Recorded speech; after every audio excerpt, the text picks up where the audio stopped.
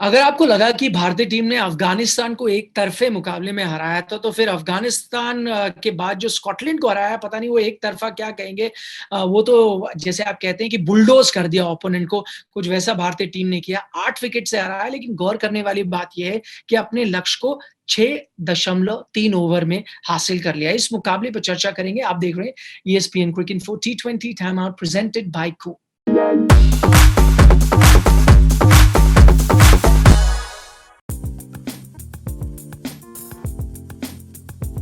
हमारे साथ कार्यक्रम में जुड़ते हैं अजीत अगरकर। अजीत, सबसे पहले शुरुआत करते हैं, पावर प्ले में दिखाया दम।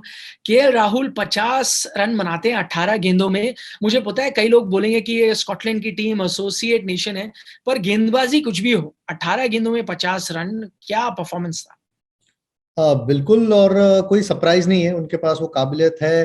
पहले 2 मैच मिस आउट कर गए, पिछले 2 मैचेस में दोनों ओपनर्स ने दिखा दिया कि उनके पास काबिलियत कितनी है। और जिस तरीके के शॉट लगाते हैं, आई थिंक अनबिलीवेबल बैटिंग थी। बॉलिंग बहुत अच्छी नहीं थी स्कॉटलैंड की। आई थिंक बल्लेबाजी के बाद, बल्लेबाजी की जो इनिंग्स थी उनके, उसके बाद आई थिंक बिल्कुल फ्लैट लग रहे थे। और भारत को बिल्कुल लाइसेंस था, क्योंकि चाहे कितना भी खराब खेलते, 85 रन तो बनने ही थे, तो फ्रीली खेल सकते थे। और जब 2 ही फील्डर आपके बाहर है, केएल राहुल और रोहित शर्मा जैसे बल्लेबाजों को, जहां there is nothing to lose, कोई फियर नहीं है गेम का, गेंदबाजी करना बहुत मुश्किल है। और आज दिखा दिया केएल राहुल अच्छे फॉर्म में लग रहे हैं। और एक मैच है भारत को और बेहतर करने को, रन रेट और मौका बनाने को सेमीफाइनल पहुंचने के लिए।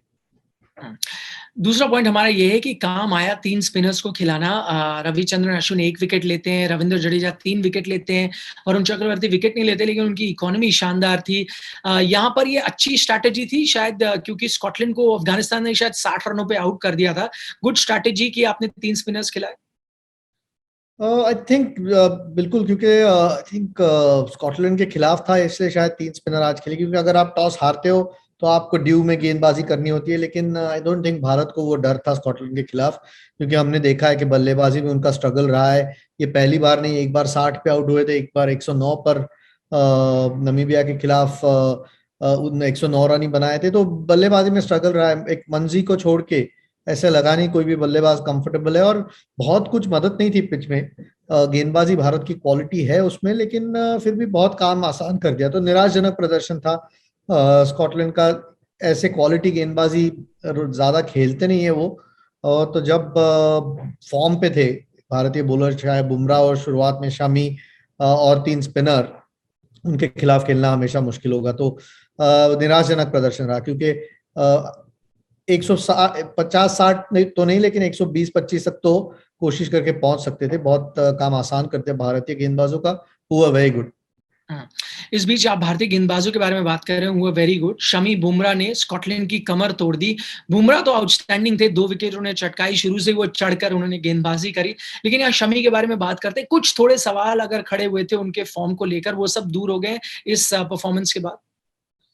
आई मीन जो क्रिकेट देखता है वो शायद सवाल नहीं उठाएगा, क्योंकि पहले मैच पाकिस्तान अच्छा खेली, दूसरे मैच में 1 ही ओवर किया उन्होंने न्यूजीलैंड के खिलाफ। तो आई थिंक जब आप 5 ओवर करते हो, उसके बाद अगर इतने इतने दिनों का परफॉर्मेंस पे सवाल उठने लगे तो गलत बात है। I think Shami wicket taker है।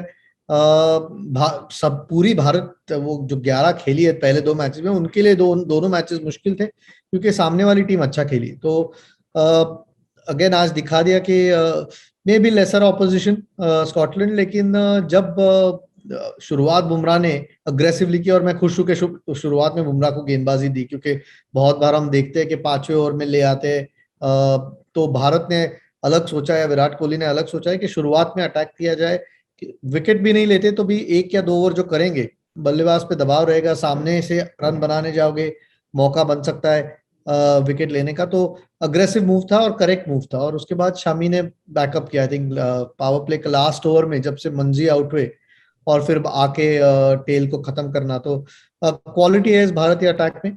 और जरूर टीम स्कॉटलैंड थी, लेकिन अपनी क्वालिटी उन्होंने दिखा दी। यही अगला हमारा पॉइंट है कि एक तीर से दो निशाने। भारतीय टीम ने अपना रन रेट बेहतर कर लिया अफ़गानिस्तान से भी और न्यूज़ीलैंड से भी। वही मैं कह रहा हूँ, जैसे आपने कहा कि कई लोग बोलेंगे टीम स्कॉटलैंड थी, लेकिन ये वही स्कॉटलैंड टीम है जो इस टूर्नामेंट में बांग्लादेश को हरा चुकी है। न्यूज़ीलैंड को उन्होंने बहुत कड़ी टक्कर दी थी।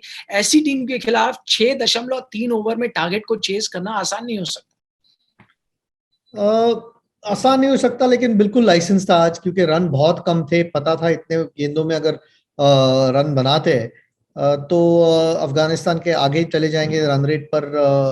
न्यूजीलैंड के आगे भी आई थिंक रन रेट अब हो गया है। तो आई थिंक लाइसेंस था। गेंदबाजी उतनी अच्छी नहीं हुई क्योंकि थोड़ा फ्लैट है। रोहित और केएल राहुल जैसे बल्लेबाज के सामने उनको रन रोकना, जब इतना लाइसेंस है कि आराम से आप हर बॉल को मारने की कोशिश कर सकते हैं, बहुत बहुत मुश्किल है। क्योंकि थोड़ी भी आपकी लेंथ अगर, और अच्छे पिच पर थोड़ी भी आपकी अगर लेंथ चूकी तो दोनों के पास इतने शॉट्स है कि बचना, गेंदबाज के तौर पर बचना बहुत मुश्किल है। तो परफेक्ट गेम था भारत के लिए, दोनों गेम्स, ये अफगानिस्तान और स्कॉटलैंड, और एक आउटसाइड चांस अपने आप को दे दिया है। अभी भी एक मैच ऑफ कोर्स जीतना है और अच्छा जीतना है नमीबिया के खिलाफ, लेकिन एक आउटसाइड चांस, दूसरी टीमों पे थोड़ा सा दबाव जरूर आ जाएगा अफगानिस्तान और न्यूजीलैंड का। आखिरी में ये भारतीय फैंस जानना चाहेंगे, क्योंकि उनकी दुआएं तो यही होंगी कि अफगानिस्तान की टीम न्यूजीलैंड को हराए, क्योंकि भारतीय टीम कुछ भी कर ले, नमीबिया के खिलाफ रन रेट और बेहतर कर ले, जब तक अफगानिस्तान नहीं हराती न्यूजीलैंड को सेमीफाइनल में जगह नहीं बनती। आपको अगर अभी दोनों टीमों को देखना हो, आपको लगता है अफगानिस्तान हरा सकती है न्यूजीलैंड को? जी हाँ, बिल्कुल हरा सकती है। आई थिंक न्यूजीलैंड के अगर आप पिछले दोनों मैचेस देखें, दोनों बार मुश्किल में थे। एक बार मार्टिन गप्टिल ने रन बनाए, अगर वहां थोड़ी थोड़ी रणनीति बेहतर होती स्कॉटलैंड की तो शायद उतने रन नहीं बनते। और आज हमने देखा फिर से नमीबिया के खिलाफ परेशानी में थे वो। 4 ओवर में आई थिंक 67 रन बने आज। तो अगर वो नहीं होते तो शायद मैच क्लोज हो सकता है। तो उनकी बल्लेबाजी अभी भी मेरे लिए क्वेश्चन मार्क है थोड़ा सा, और अफगानिस्तान के पास बॉलिंग है। तो अगर अफगानिस्तान बल्लेबाजी अच्छी करते हैं तो जरूर मौका है उनका जीतने का, क्योंकि अफगानिस्तान प्रोग्रेस कर चुकी है टीम। शायद स्कॉटलैंड, नमीबिया अभी अभी भी थोड़े से पीछे है, लेकिन अफगानिस्तान हमने देखा है कि अपने दिन पर खास करके जिस तरीके की गेंदबाजी है उनके पास, किसी भी टीम को तंग कर सकती है। और न्यूजीलैंड के पास, न्यूजीलैंड का बल्लेबाजी इस वक्त इतनी कन्विंसिंग लग नहीं रही है। तो उम्मीदें यही होगी भारत के कोई भी सपोर्टर्स है कि अफगानिस्तान का अच्छा दिन हो, क्योंकि एक दोपहर का मैच है तो ड्यू फैक्टर नहीं, या टॉस का उतना इंपॉर्टेंस नहीं होगा।